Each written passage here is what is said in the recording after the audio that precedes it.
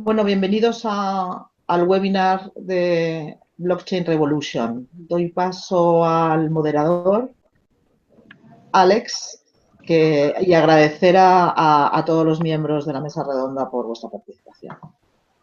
Okay, fenomenal, pues muchas gracias y por la oportunidad de poder estar hoy aquí con vosotros. Y nada, vamos a hacer nuestra mesa redonda que ya hicimos una en junio y repetimos la oportunidad porque ha habido muchísima demanda y el título es Blockchain, una oportunidad para la sociedad. Y tenemos aquí con nosotros a nuestros compañeros, a Santiago Márquez, a Víctor Escudero también, a Cristina Carrascosa, a Stefan Junestrand y a Íñigo Molero. Y si os parece bien, yo creo que cada uno de vosotros se puede presentar un momento y después podemos empezar un poco la mesa redonda.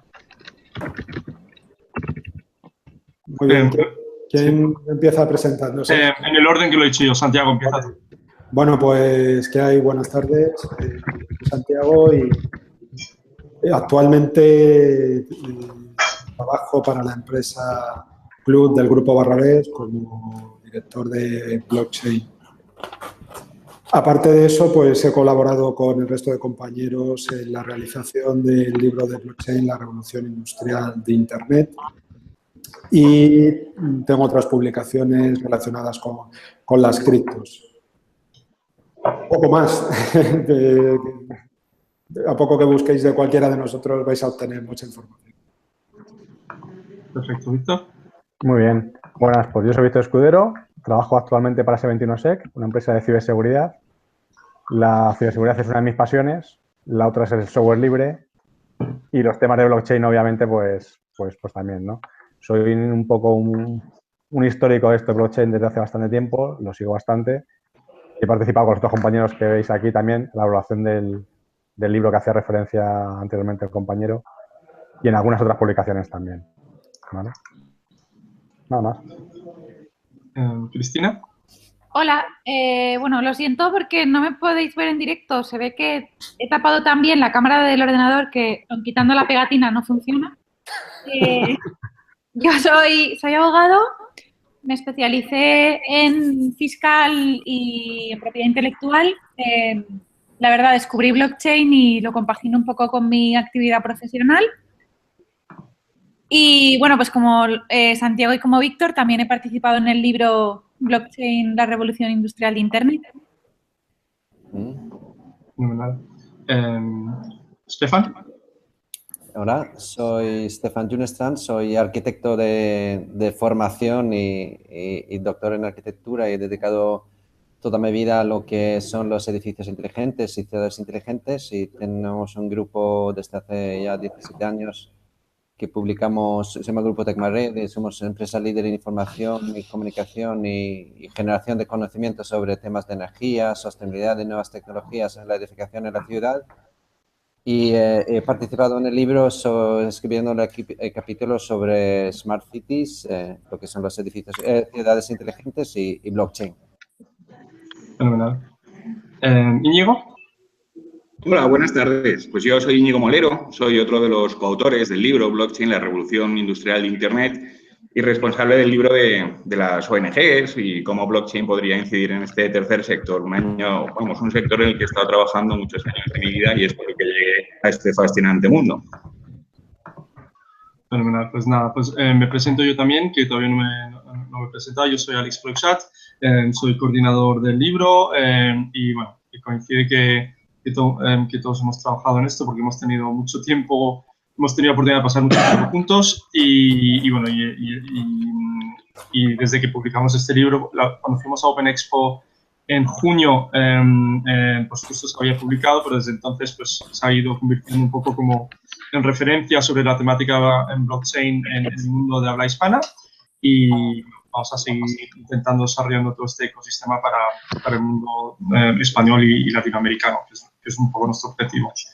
Entonces vamos a empezar con la mesa redonda un poco y vamos a ver con cada uno de vosotros un poco los temas que sean interesantes y también vamos a poder entrar en preguntas y respuestas con todas las personas que se hayan unido al webinar. Entonces, para para empezar, Víctor, y quizás tú nos puedes comentar un poco, también un poco la perspectiva de todo lo que ha pasado en los últimos meses, un poco las diferentes áreas en las que blockchain es relevante.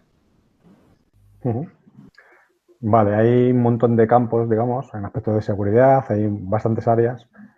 En general lo que está pasando es que poco a poco blockchain está penetrando cada vez más, es una solución o un conjunto de soluciones que tiene bastante sentido en muchas áreas.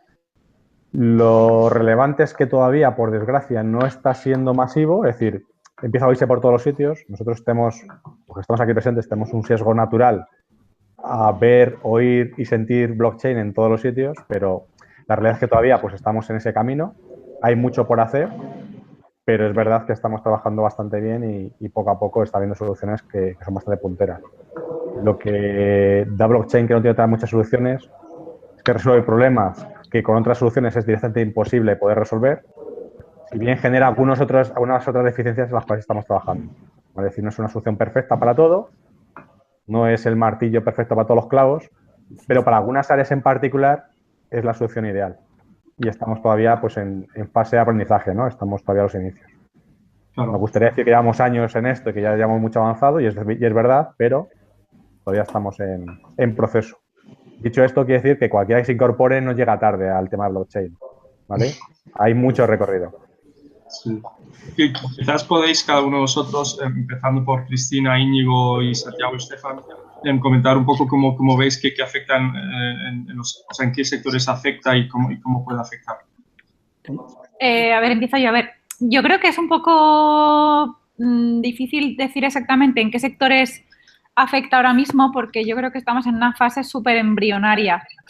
Casi diría que donde ya se está aplicando, creo que son más sectores industriales, pero al final, para mí, lo que es la tecnología, donde más impacto puede tener en el largo plazo, va a ser tanto en la administración pública, si se deja, como en lo que es la propia economía. Sí, yo coincido con Cristina, que estamos en una fase muy embrionaria y quizás es la fase más fascinante, porque es el momento donde podemos estar imaginando soluciones y posibilidades, y el tiempo tendrá que ver dónde es posible aplicarlas con criterio y con sentido. A mí una de las facetas que más me gustan de la tecnología blockchain que tiene es de la transparencia, y eso sí que lo veo, por ejemplo, que puede ser muy aplicable en organizaciones del tercer sector, ¿no? También de la administración, como señala Cristina, ¿no? Pero sobre todo esas son de las cosas, de los retos más interesantes que tenemos a la vista. A ver, yo o Stefan, me da igual. Y después Stefan. Vale. Yo creo que ahora mismo lo que está sucediendo es que las empresas y la gente que se acerca a blockchain ahora empiezan a creerse que realmente tenemos algo valioso sobre la mesa. ¿Qué sectores se van a ver afectados?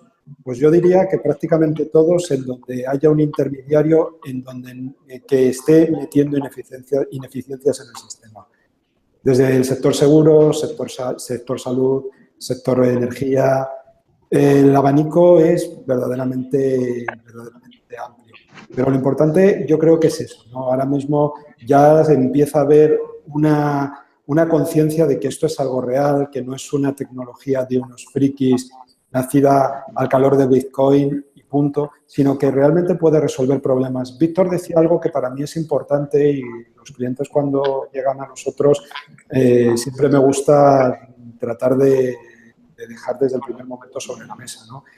Y es controlar las expectativas. Blockchain resuelve una serie de problemas, pero presenta otra serie de problemas como suele ocurrir con prácticamente toda la tecnología que tenemos.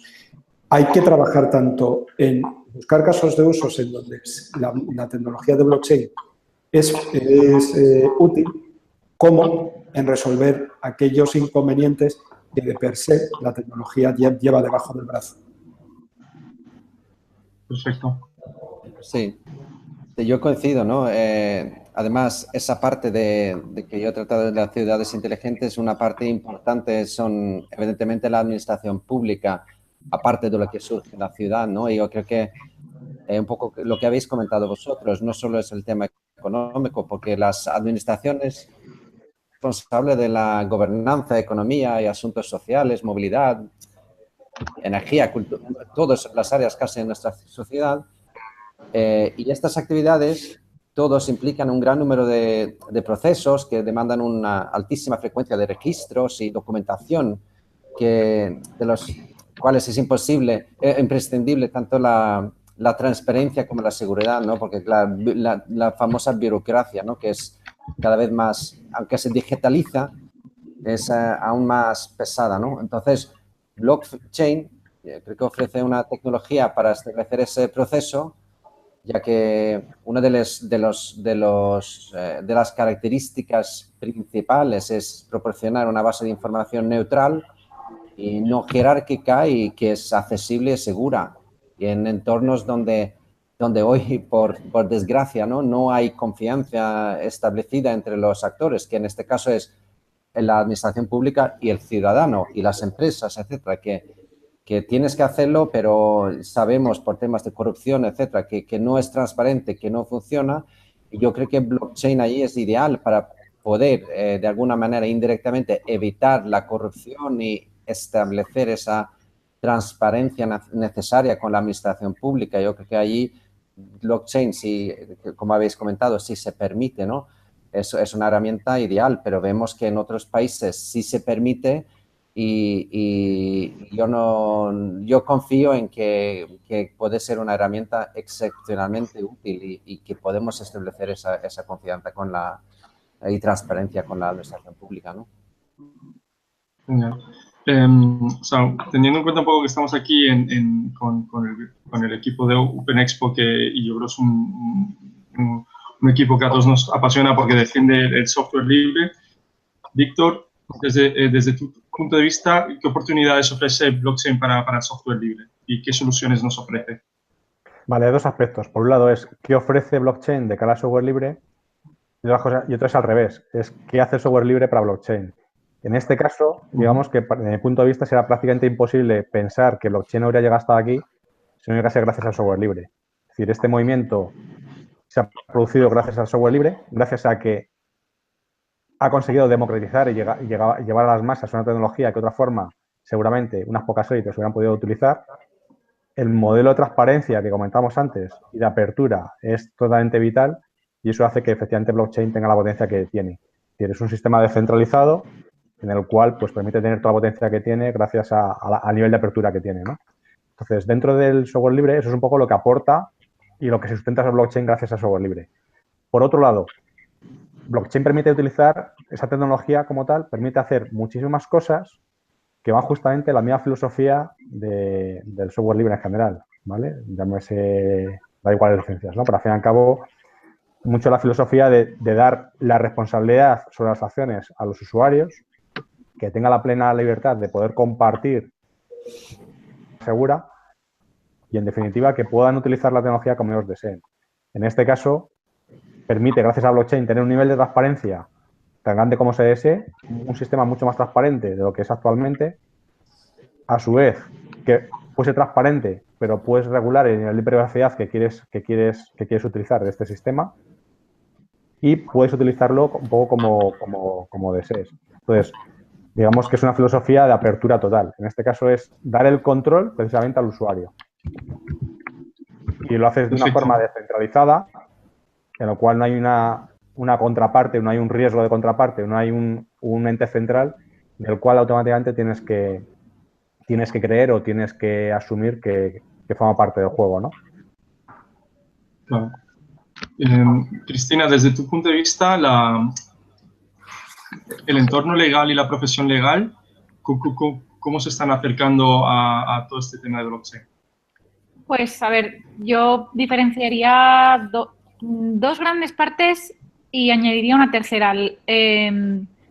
La primera, para mí, quizás la menos atractiva y, bueno, los que me conocéis ya o me habéis leído ya sabéis que soy muy poco fan de todo el tema de las ICOs sin cabeza y sé que hay parte del sector de la abogacía que ya se está adentrando en lo que es especializarse en en el lanzamiento de ICOs. Luego, evidentemente, blockchain va a revolucionar los departamentos de propiedad intelectual de cualquier despacho de abogados, porque cambia mucho la estructura, te cambia directamente la forma de abordar cualquier tipo de cliente, ¿no? Estamos acostumbrados a vivir en un entorno de licencias de productos, llega blockchain y esto desaparece. Entonces, yo creo que ese es un cambio que no estamos viendo aún porque no hemos llegado al momento en el que haya muchos clientes utilizando blockchain, pero imagino que llegará. Y uno tercero, que es el que yo por ejemplo, estoy viviendo, es el de la fiscalidad de los criptoactivos, ¿no? Hemos visto hace unas semanas cómo están subiendo los precios de muchos de las criptos, sobre todo del Bitcoin, hasta límites insospechados. Ya hay gente que se está asustando, que quiere, pues digamos, deshacer posiciones en inversiones que tenían criptoactivos y se encuentra con la pregunta de, vale, lo voy a sacar, ¿y ahora qué? ¿Qué pasa con Hacienda? ¿Cómo tributa esto? ¿Qué tengo que hacer?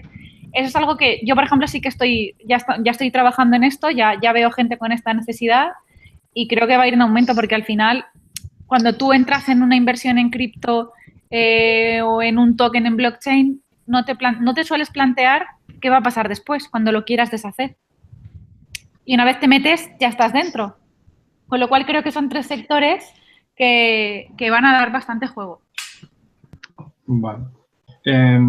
Santiago, por tu parte, que tú eres un especialista en ciberseguridad también, ¿qué aportaciones puede hacer blockchain al sector de la ciberseguridad?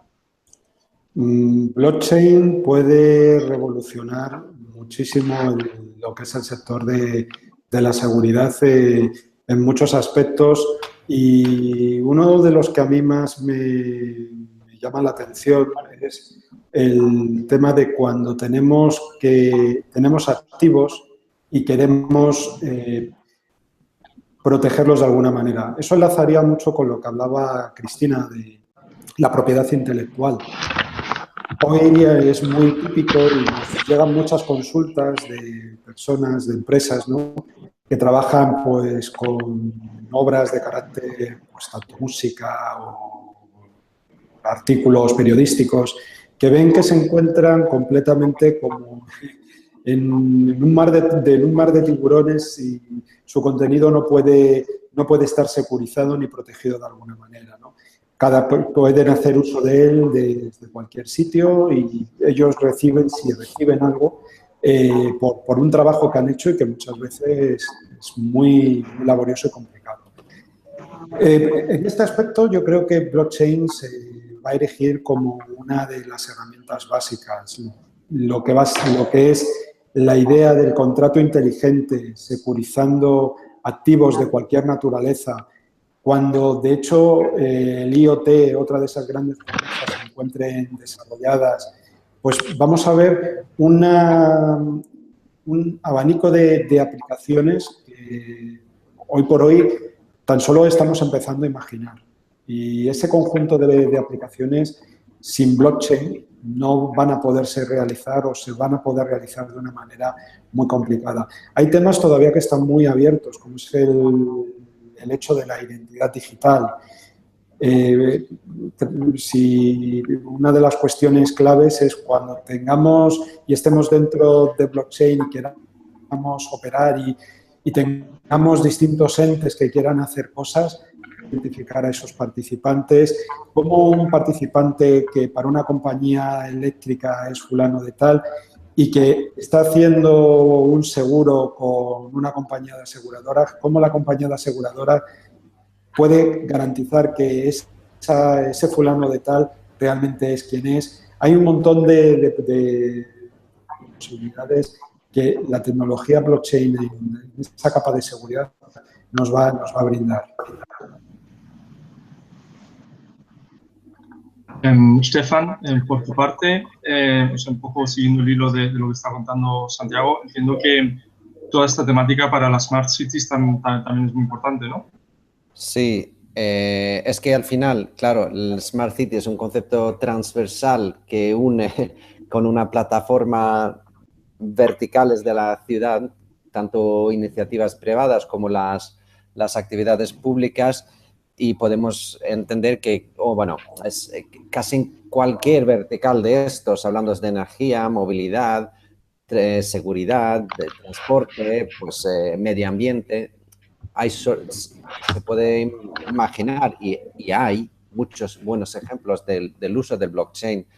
Yo creo que es inevitable que esas verticales se vayan desarrollando como hemos comentado, ¿no? Tanto administración pública como el tema de energía. Energía es un campo muy, muy apto y muy relevante para el tema de blockchain, por ejemplo, con muchos ejemplos, sobre todo, diría, en Estados Unidos, pero también ejemplos en África, donde el consumo o la generación de energía computa en una plataforma entre vecinos, no hay ni siquiera ningún operador y el intercambio, el consumo luego se hace a través de esa plataforma de blockchain y luego pues con diferentes intercambios monetarios relacionados con eso, ¿no? Entonces, el modelo de negocio, evidentemente, es no solo en el sector financiero, sino también el sector energético es totalmente nuevo. Allí los vecinos se unen, generan energía y consumen energía sin que haya una intervención de un proveedor energético externo. Y eso evidentemente es una revolución y justo lo que se llama esto, ¿no? El blockchain revolution y los modelos inimaginables para muchos, pero pasa también en tema de movilidad, en otros aspectos, ¿no? Entonces, durante este webinario creo que podemos tener la posibilidad de volver a estos temas, pero sí, el cambio es enorme y no solo el tecnológico, sino las consecuencias sociales, ¿no? ¿Qué pasa cuando estas empresas energéticas con el poder actual que tienen, de repente su rol desaparece para el suministro energético u otros suministros? Es importante, ¿no? Va a ser una auténtica revolución. Perfecto. Sí, siguiendo un poco la línea esta del impacto social, Íñigo, tú en el libro Blockchain, la revolución industrial de Internet, has hecho el capítulo de ONGs, pero en general también estás muy involucrado en toda la temática del impacto social que puede tener blockchain. ¿Y cuáles son algunos de los temas donde ves que tiene más relevancia? Pues son varios. Uno que me parece fascinante también es la posibilidad de introducir a todas esas personas más desfavorecidas, ¿no? Que hay alrededor se calcula, 2.000 millones de personas desbancarizadas, ¿no? Y que a día de hoy pues no tienen acceso a esos servicios. Además, fíjate que en todos esos países el teléfono móvil, los datos, tienen una penetración bestial. O sea, que esas personas, por así decirlo, no han ido avanzando en los pasos que se han dado en las sociedades más desarrolladas, pero que al mismo tiempo sí que ahora pueden acceder a Internet desde sus dispositivos móviles, ¿no? Y eso es un poco lo que yo creo que es el valor añadido de blockchain, ¿no? Lo que decíamos un poco, esa revolución industrial y que es lo que propicia, ¿no? Y que se abre un abanico muy amplio de personas. Y básicamente porque lo señalábamos, la importancia del software y que de una forma pues muy sencilla y prácticamente sin costes podamos incorporar a esas personas. Y de ahí las posibilidades son inmensas. Incluso todas estas personas, a lo mejor que no tienen registros crediticios, por así decirlo, pero que son en sus pues ir creándoles a lo mejor un nuevo historial en una blockchain, ¿no? Que como todos sabemos, pues parte de sus características también es que son inmutables, pues todos los registros, ¿no? Que ahora es el momento de poder imaginar todas estas posibilidades y ya poco a poco pues ir materializándonos, ¿no? En modelos muy concretos que vean que realmente tiene sentido aplicar la tecnología. Muchas gracias, Íñigo.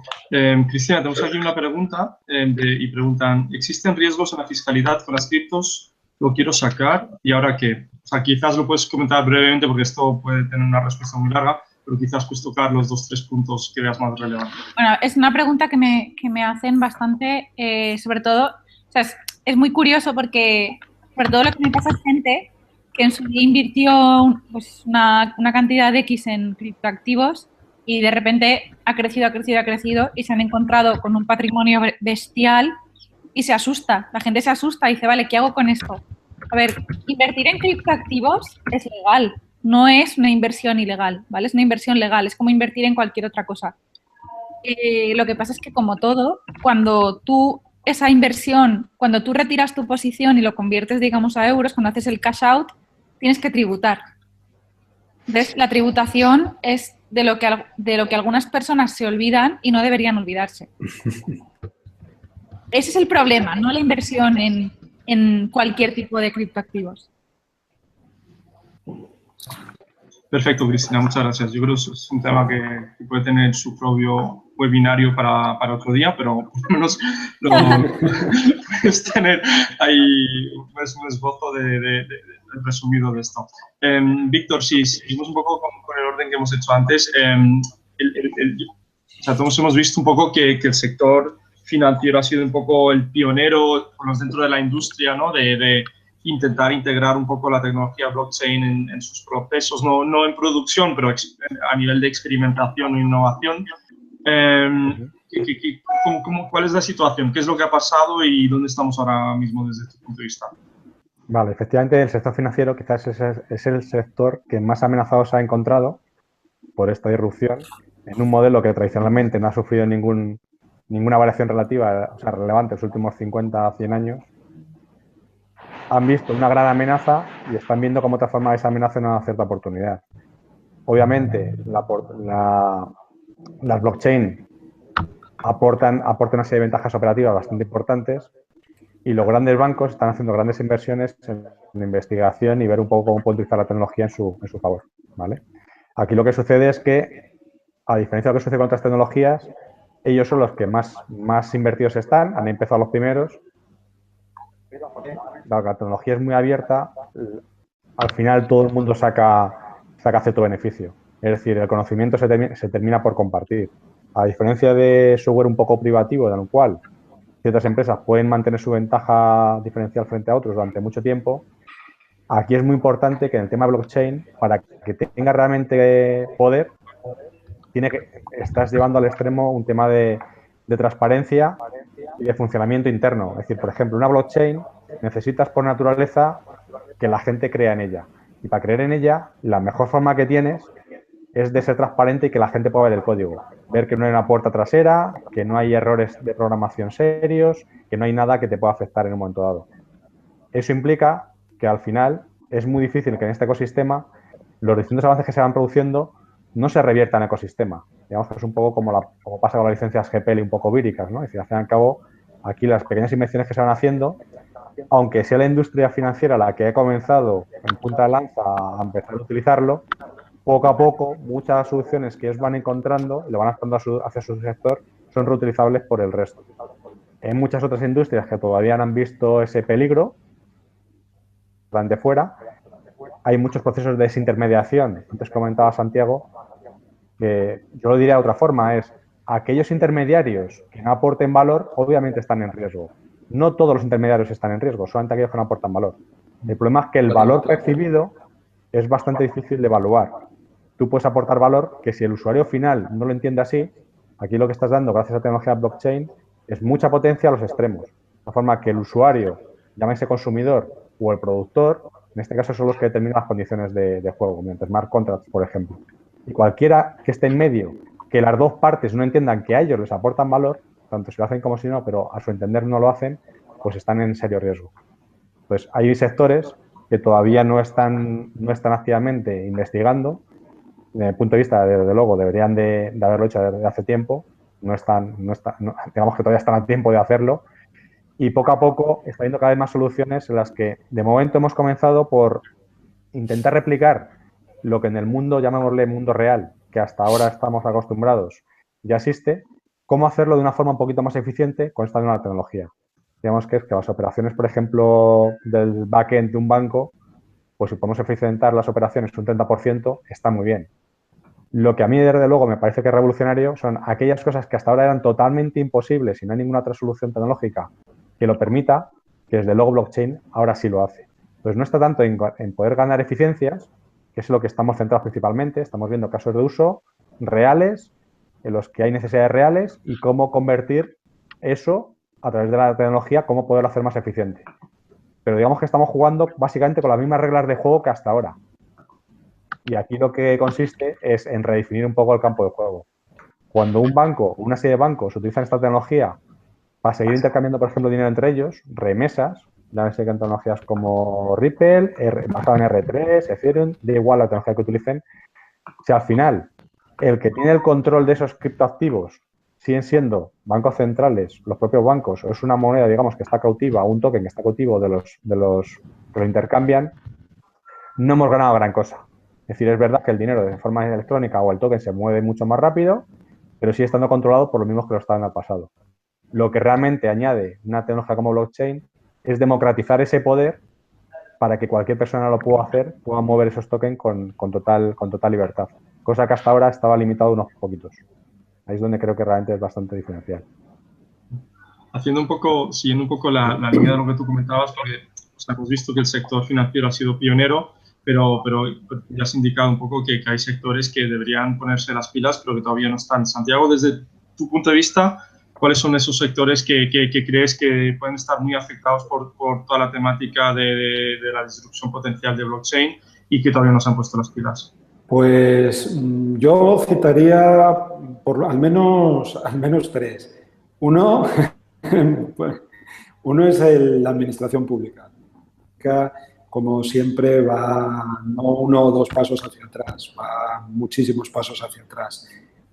Otro es en el mundo de la salud. En el mundo de la salud nos encontramos con una cantidad de ineficiencias y de elementos y estándares de intercambio de información en donde, por ejemplo, un paciente no sabe dónde están en sus datos médicos. Entonces, ahí, por ejemplo, también te podrías encontrar grandes oportunidades de mejora. En el sector seguros también sucede. Víctor hacía un apunte de cómo se ha movido, cómo se mueve el poder hacia los extremos. Es muy importante eso. Pongamos, por ejemplo, en el sector farmacéutico o en el sector de la higiene, ¿no? Ahora mismo los custodios de los datos, aunque el paciente tiene derecho de rectificación, de oposición y demás, pero los datos realmente residen dentro de los sistemas de los hospitales. No los tienes tú. Por tanto, los hospitales pueden hacer y deshacer, o podrían llegar a hacer y deshacer, hipotético caso, lo que quieran con ello. En el momento que tú tienes una tecnología como blockchain, lo que sucede es justamente lo que comentaba Víctor. El poder pasa de los datos en los sistemas de un hospital, en los sistemas de una aseguradora, a tenerlos, por ejemplo, el paciente. El paciente, por ejemplo, ya podría decidir si quiere ceder sus datos para una investigación médica. En ese proceso puede que haya intermediarios, como también decía Víctor, que igual aporten valor, pero que no lo aporten, pero que el usuario no lo vea. Y si no han sido capaces de demostrar para qué o qué es lo que en esa cadena estarán condenados a desaparecer. Entonces, bueno, yo si me tuviera que quedar con algún sector, me quedaría con la administración pública, con el sector de la salud y con el sector de los seguros. Salud y seguros en muchos casos también van muy relacionados y siguen funcionando con tecnologías muy arcaicas. Solo hay que pensar los volantes médicos cuando tienen que autorizar una prueba, ¿no? En algunos casos es papel que tienes que llevar a sitios, tienes que esperar a que alguien te lo selle y de vuelta. O sea, parece increíble que en una sociedad que tiende a la digitalización, a la eliminación de papel y todo lo demás, nos encontramos con este tipo de cosas, ¿no? Pero bueno, seguro que rascando un poco podríamos encontrar alguno más y mis compañeros seguro que te pueden decir más de un ejemplo. Cristina, yo creo que es un área en la que estás especializada también, pero uno de los grandes temas de los últimos 8 meses al menos han sido las ICOs, porque han levantado una gran cantidad de dinero. ¿Cómo ves tú el tema de las ICOs para el año 2018? ¿Qué cambios importantes nos tenemos que esperar en el mundo de las ICOs? Y quizás me puedes exponer brevemente para las personas que quizás no conozcan el concepto todavía que es una ICO y después entrar un poco en la previsión que tú harías para el año 18 para el mundo de las ICOs. Vale. Bueno, a ver, una ICO es un nuevo método de financiación de modelos de negocio que nace, pues, a ver, el otro día estuve leyendo para un artículo que escribí, la primera ICO se hizo en 2013 y la verdad yo no tenía ni idea, o sea, ni me enteré. El caso es que es un método de financiación que lo que hace es el proyecto, o sea, el equipo que está detrás del proyecto o del modelo de negocio emite lo que se llaman tokens, que son unos activos digitales. Los configura y los emite y los pone en el mercado, ¿vale? Es como una venta de acciones al público, pero con tokens, ¿vale? Totalmente digital. A ver, es un concepto bastante más complejo, pero bueno, nos daría para muchas horas y no las tenemos. El caso es que, ¿cómo veo yo el panorama para el próximo año? Pues mira, después del pronunciamiento de la SEC antes de ayer, creo que el 2018 va a ser un año de muchísima depuración. Creo que ha habido... Que por otro lado está bien, ojo, yo no voy a hacer de abogado del diablo, pero en realidad creo que, como todo lo que es nuevo, creo que ha habido demasiada gente lanzándose al mercado con ICOs muy poco pensadas. Pero al final, lanzar una ICO y aceptar dinero de la gente es una responsabilidad tremenda y hay que valorarlo muy bien y con mucha responsabilidad antes de hacerlo. Pues creo que hay gente que, pero como todo, que ha cogido la tecnología, ha visto una oportunidad y lo ha intentado. En el 2018, ¿qué creo que va a pasar? Veremos consecuencias de algunas, de haber lanzado algunas ICOs y me imagino que lo que hará eso será depurar el mercado. O sea, la gente se lo piensa. De hecho, a mí ya me está pasando equipos que me han venido a preguntar. Yo les he dicho, hubo un caso en concreto, por ejemplo, que me decía, Cris, es que nosotros necesitamos esparcir el efecto red, ¿no? El tener muchos usuarios muy rápido. Y yo les dije, bueno, pues entonces, en vez de una ICO, regalar los tokens, ¿no? Y me dijeron, no, pues mira, no lo habíamos pensado y nos parece muy buena idea. Entonces, creo que la gente ya se está empezando a plantear opciones alternativas a las ICOs por las consecuencias que trae. Lo hemos visto con la SEC y creo que la SEC ha empezado ahora, pero el resto de reguladores le van a seguir.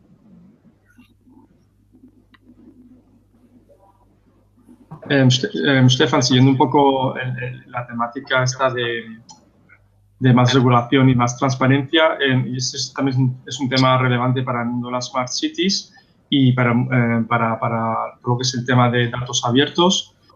¿Cómo combina blockchain con todas estas tendencias?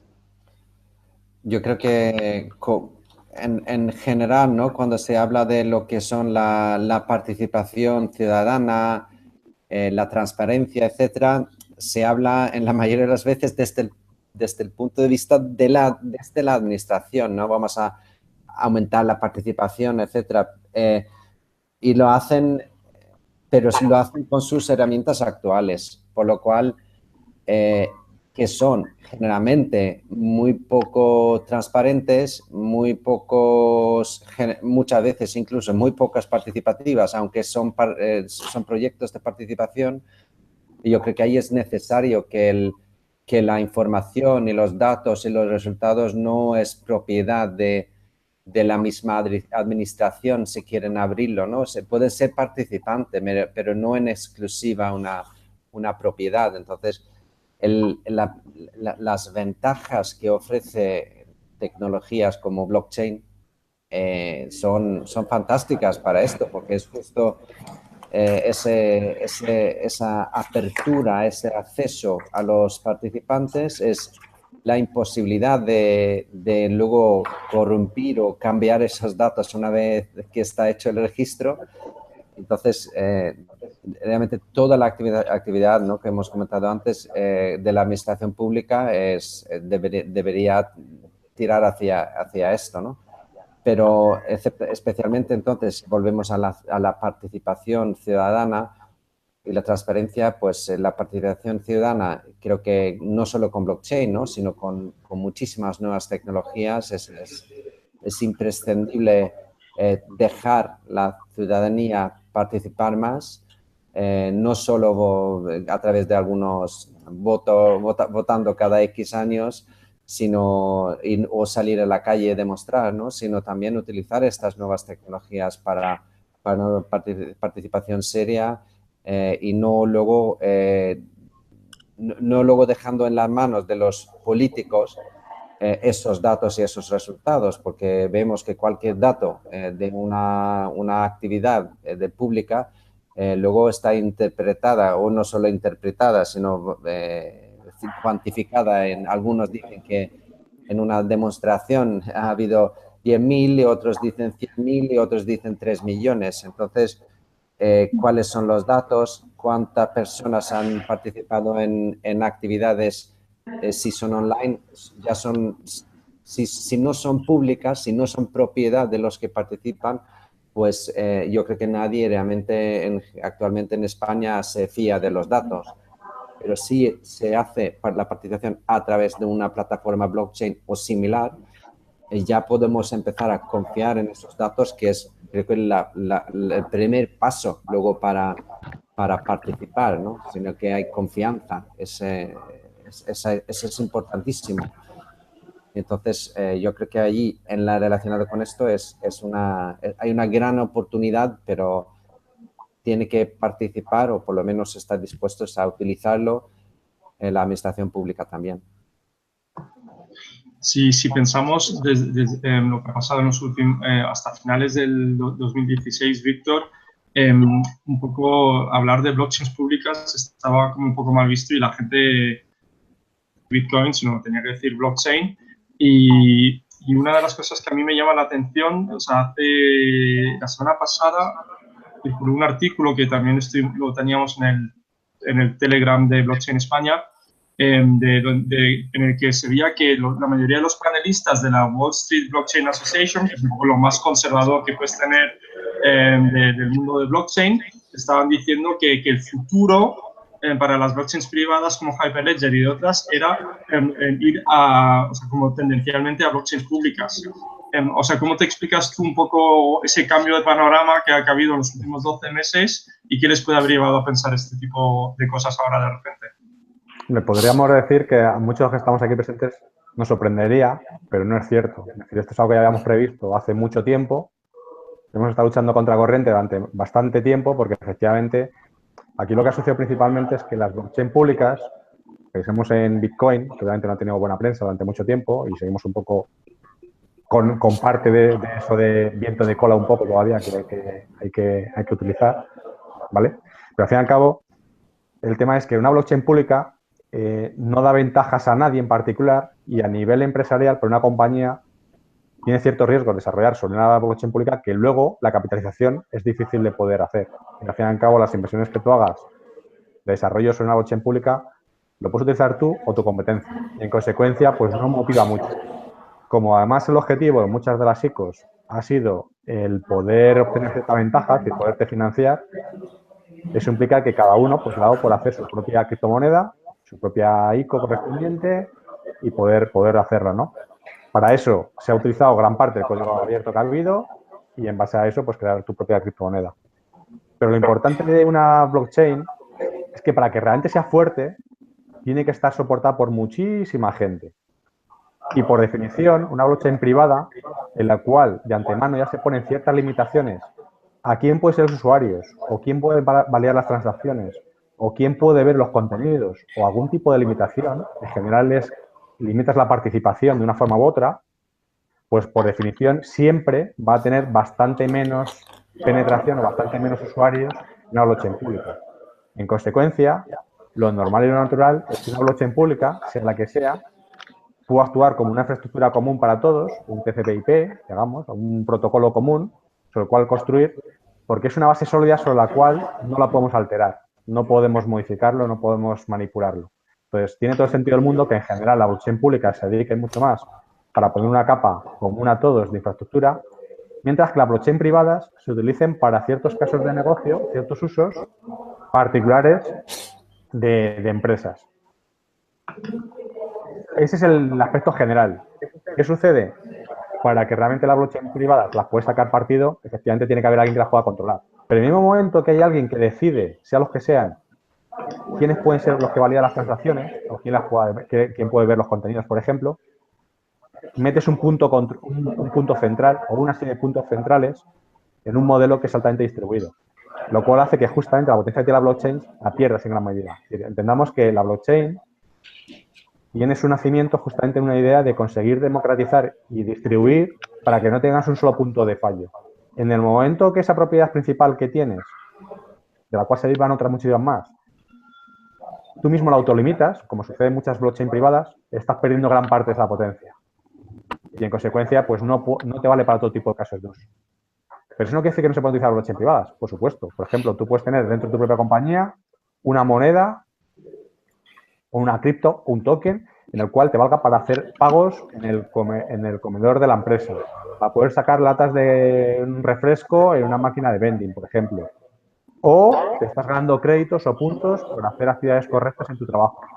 Pero esos puntos, esos créditos, esos tokens, solamente son de utilidad dentro de tu trabajo. Tienen un uso limitado. Obviamente, fuera de ese trabajo, no la puedes utilizar en una máquina de vending de fuera de la compañía, ni es dinero que puedas intercambiar por otros bienes o servicios. Para ese tipo de cosas, pues puede tener sentido una blockchain privada. Y hay muchos más usos en los cuales una blockchain privada tiene sentido. Pero en general, la potencia principal de la blockchain la explotamos al máximo nivel cuando es pública. Y pública quiere decir que todo el mundo puede participar libremente. Todo el mundo puede ver el código y puede decidir si unirse o no unirse. Frente a una blockchain privada, la que en general unas pocas partes son los que deciden si tú eres un miembro autorizado y en consecuencia estás en nuestro club o no lo estás. Y ese modelo que tiene una blockchain privada, digamos que hay otras muchísimas tecnologías similares que pueden incluso competir con la blockchain pública, o sea, con la blockchain privada. De hecho, hay soluciones tecnológicas que son más avanzadas y más eficientes que blockchains privadas en este aspecto. Lo que a día de hoy no hay nada que sea más avanzado es la parte pública. Es decir, con un nivel de descentralización y de seguridad máximo como tiene una blockchain pública, a día de hoy hay pocas soluciones que puedan competir. A pesar de eso, como comentábamos antes, pues generan problemas adicionales que hasta ahora no teníamos. Pero es justamente la vía por la que estamos siguiendo. Y ahora es normal que poco a poco, incluso la gente más conservadora en la SEC, etcétera, estén apostando por blockchain públicas. Pues están dándose cuenta que la única forma que tienes de poder triunfar es que sea un estándar muy abierto, que todo el mundo lo pueda ver y que vean que no da ventajas competitivas a nadie, para que todas puedan participar en un ecosistema con reglas de libre mercado, en vez de tenerlo condicionado con escasa competencia. Digamos que para mantener un monopolio, una situación de monopolio, está muy bien poder tener tu propia red, tu propia blockchain privada y poder extender tu poder real que tienes en el mundo real, por ejemplo, a Internet, poder trasladar esa misma situación de fortaleza. Pero si lo que queremos es justamente lo contrario, y es que un individuo puede tener la misma fortaleza que una empresa o una empresa potente, por ejemplo, de Internet, eso pasa porque todos sigamos unas reglas comunes.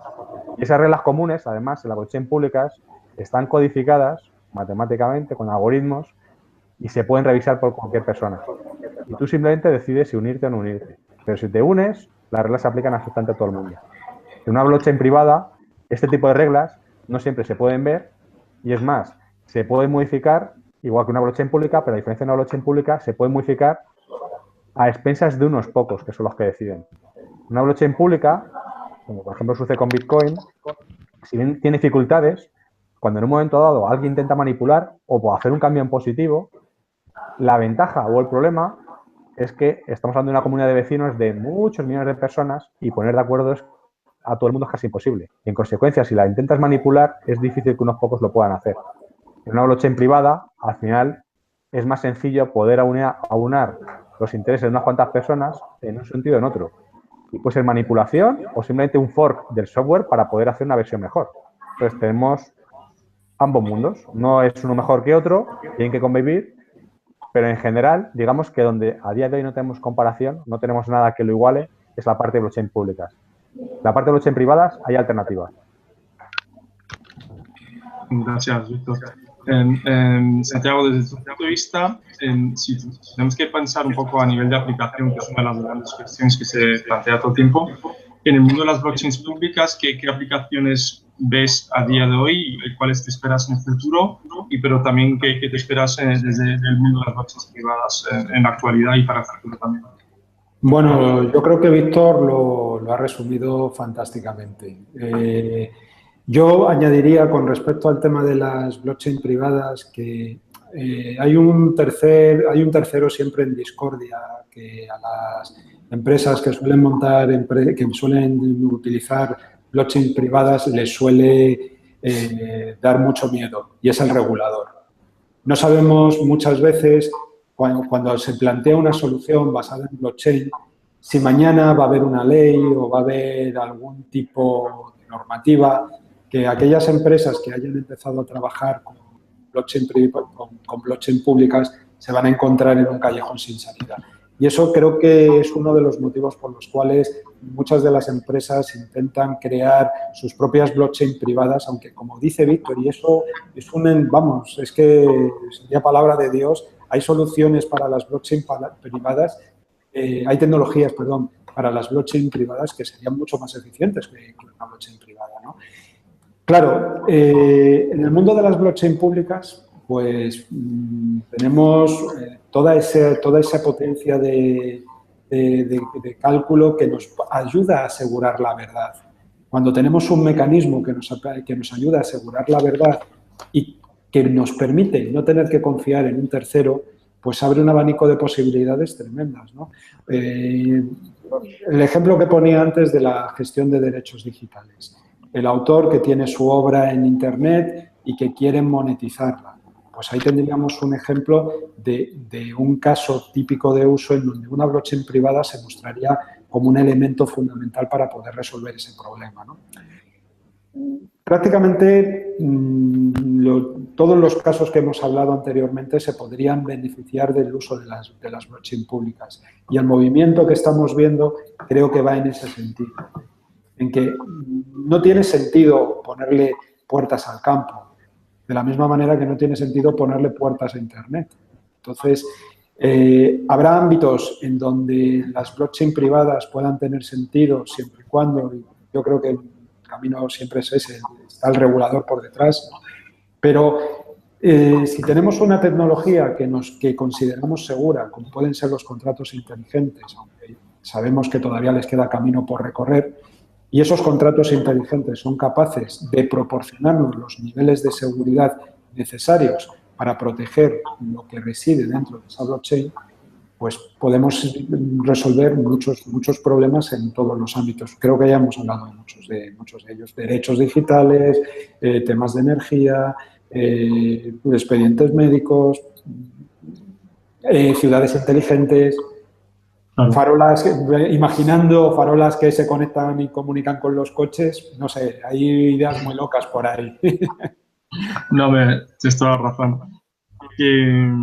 Pero siguiendo un poco o enganchando un poco con lo primero que has dicho, que era mi siguiente pregunta para Cristina, y yo creo que es un tema importante, que es el entorno regulatorio más allá de las ICOs, que es la temática preferida ahora, pero si pensamos a nivel regulatorio, ¿cómo se enfrenta el regulador, la administración pública, ante un mundo donde quizás su rol se queda reducido o cambiado y donde la regulación o no puede tener efecto o se tiene que adaptar radicalmente a una nueva tecnología?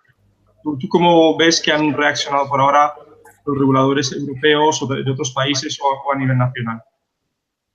A ver, es que es difícil porque reguladores que estén ya intentando hacer algo, pues tampoco hay tantos, ¿no? De momento, yo sí que sé, por ejemplo, que en España la CNMV ya lleva tiempo entendiendo qué hay detrás de todo esto, pero no ha decidido aún cómo lo va a abordar, ¿vale? Entonces, mi opinión personal, yo porque trato con la administración pública, concretamente con Hacienda, todos los días de mi vida, para mí, el regulador en España va a intentar sobrecontrolar lo que suceda en esta tecnología. Pongo un ejemplo.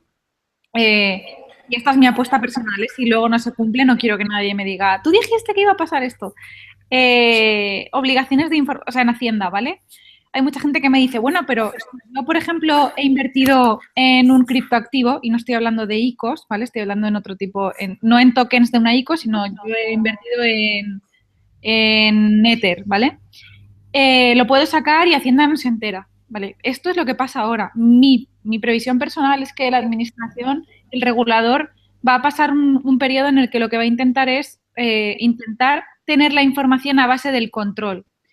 Porque al final es una inercia que hemos llevado desde hace muchos años hasta el día de hoy. El regulador no ha dejado, o sea, la tendencia no ha sido voy a permitir la autorregulación y a ver qué pasa, sino más bien al contrario, por lo menos en España. Entonces, yo creo que al final lo que va a pasar es que viviremos una época en la que el regulador vivirá encima de nosotros en temas de tecnología blockchain, cosa que me parece también lógica porque al final, si tú te pones el gorro del regulador, tu misión es proteger a los consumidores y a los usuarios. La única forma que tienes de hacerlo es estando encima, controlando, revisando, sobre todo una tecnología como esta, que es totalmente al contrario. O sea, lo que intenta es un poco devolver una democracia y no tener que tener a una autoridad central revisándote y controlándote continuamente. Pero sí creo que vamos a vivir una época un poco complicada en cuanto a que el regulador va a estar encima, tiene que entender qué es lo que está pasando y la única forma de entender lo que está pasando es, pues, estando ahí, entrando y viendo qué es lo que pasa. Vale. Stefan, quizás como última pregunta y después podemos pasar a conclusiones. Quería preguntarte, mira, me acabas de escribir aquí, que cuáles son las oportunidades de negocio que ves para blockchain en otros sectores de la economía como el medio ambiente o la economía circular. Sí, es que justo te lo comentaba, ¿no? Que creo que es importante en pensar, especialmente cuando estamos hablando de open source y la posibilidad de proyectos en común, pensar en lo que es importante para la ciudad. Y si vemos lo que pasa en la ciudad hoy en día, yo creo que hay muchas oportunidades. Madrid, por ejemplo, el tema del medio ambiente, la calidad de aire, como algo muy tangible, pero luego, pues, en aspectos más grandes, pues la economía circular y tal. Hoy en día, evidentemente, todo tiende y tiene que ir hacia esas soluciones y vemos todos los días la calidad de aire, tal, no sé qué, pero el acceso a estos datos, los registros estos, y nos dicen un día que es así en una manera u otra, yo creo que es una interesantísima oportunidad para hacer cosas. Quizás no estoy hablando, me he equivocado un poco, pero no, a lo mejor no es una gran oportunidad de negocio, pero sí podría ser también, ¿no? Y otros proyectos de calidad de agua, la economía circular, circular productos, cómo llevamos ese registro de un producto a lo largo del ciclo de vida y cómo podemos confiar realmente que esas piezas, que ya es obligatorio circular y reciclar y renovar y reutilizar en nuevos proyectos, tanto en la construcción como en piezas de consumo electrónico, etcétera. Allí creo que me puso un mail, perdón, un Twitter, uno que había leído el libro sobre blockchain y hablaba sobre Smart Cities y qué oportunidades había. Entonces, intentaba salir un poco fuera de lo tradicional y pensar en otras cosas que realmente son importantísimas para la sociedad, ¿no? Y buscar allí quizá proyectos si queremos hacer algo nuevo, no entrar y competir con gigantes como la salud o la administración pública. Sí se puede hacer cosas muy pequeñas también, que realmente puede tener un impacto, ser proyectos de blockchain, ser proyectos abiertos, open source y participativos en la ciudadanía, que creo que se pueden hacer realmente aportar una enorme calidad de vida, una transparencia a la ciudadanía. Eso es un poco lo que quería comentar. Vale, muchas gracias, Stefan. Quizás para acabar, Cristina, Santiago, Víctor y Stefan, ¿queréis compartir un mensaje final que sea importante, que le queráis compartir con todos los participantes del webinar para el 2018? Y con eso yo creo ya cerramos, a no ser que haya más preguntas. Bueno, yo diría que 2018 se va a escribir con B de blockchain. Eso se van a abrir un montón de nuevas oportunidades. La tecnología debería de empezar a demostrar si realmente puede resolver algunos de estos casos que ya tenemos sobre la mesa Y en función de eso vamos a tener un año que creo que va a ser verdaderamente muy chulo. Yo quiero pensar que el 2018 será el año en el que dejemos atrás la fiebre y la especulación y nos pongamos manos a la obra en aplicaciones reales de la tecnología. Bueno, me parece que sois muy optimistas. A mí me gustaría que efectivamente el 2018 se escribiera con B, de Bitcoin también, no obstante blockchain. Justo, pero bueno. Estoy contigo, Víctor. Sabes que eso a muerte. Entonces, efectivamente es el año de blockchain, ¿vale? Me gustaría que no se hablara solamente de los medios en general, cuando se disparan los precios, etcétera, etcétera, y empezamos a estar un poco en modo especulación pura y dura, eso lo comparto con Cristina. Me encantaría, a pesar de que esto puede parecer un poco negativo, que el 2018 fuera un año un poco de catarsis, que hubiera un fuego purificador, que empezara a limpiar un poco el ecosistema completo de todo lo que hay especulación que hay, de cientos o miles de ICOs que efectivamente aportan demasiado al ecosistema y que desvía la atención del foco principal que deberíamos de tener todos, nos ayudaría, digamos que sea un poco pues como la crisis de las .com, que en un momento dado pues vuelves otra vez a traer a la realidad a los inversores, y las inversiones que se hacen son justamente en aquellas empresas, un Google, digamos, que salió de aquellas cenizas, digamos, pues al fin y al cabo es volver a renacer y de alguna forma que los inversores tengan claro allá dónde ponen el dinero o dónde hacen inversiones en este sentido con cierto criterio, cosa que a día de hoy pues no está sucediendo. Estamos en modo burbuja, no una burbuja tradicional, porque esto se infla, se pincha y se vuelve a inflar constantemente, no es en ese sentido de modo burbuja, pero sí que estamos en modo especulación todavía y eso hace que todavía no se puedan centrar. Hay mucha gente dispuesta a invertir, hay mucha gente que quiere utilizar la tecnología para hacer cosas interesantes, pero a día de hoy tiene tantísimas alternativas que no sabe por dónde tirar. Entonces necesitamos un poquito de concentración. Está muy bien que sea un ecosistema descentralizado, pero de alguna forma tenemos que construir algunas soluciones que sean sólidas y encima de ellas construir encima. Pero no que tengamos 500 opciones y ninguna de ellas, digamos, interoperable. A día de hoy tenemos ciertas carencias en ese aspecto.